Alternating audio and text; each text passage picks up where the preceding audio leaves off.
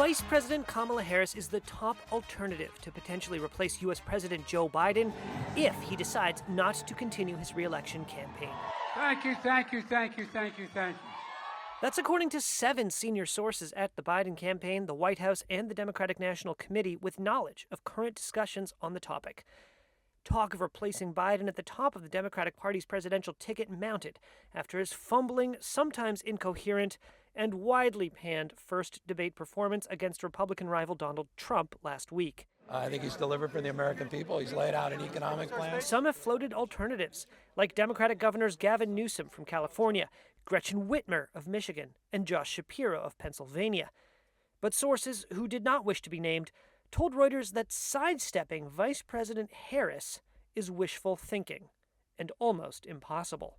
The stakes of this race could not be higher. Those sources said 59-year-old Kamala Harris would take over money raised by the Biden campaign and inherit campaign infrastructure. Sources also said she also has the highest name recognition among all the alternatives and the highest polling among Democrats who could seriously be considered a candidate. In a Reuters Ipsos poll published Tuesday, Harris trailed Trump by just 1 percentage point, at 42% to 43%, a difference that was well within the poll's 3.5 percentage point margin of error.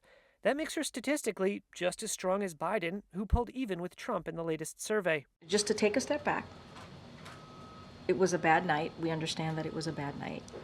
White House Press Secretary Karine Jean-Pierre acknowledged on Tuesday the president's poor performance at the debate, but she said he will continue to make the case for a second term.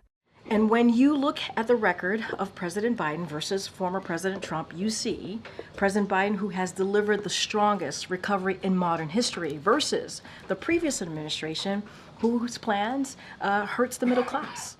The decision to step aside would be Biden's and his alone.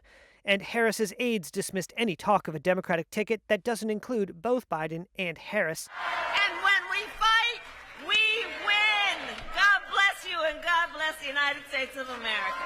Thank you. In a statement, her office said, quote, Vice President Harris looks forward to serving a second term with President Joe Biden.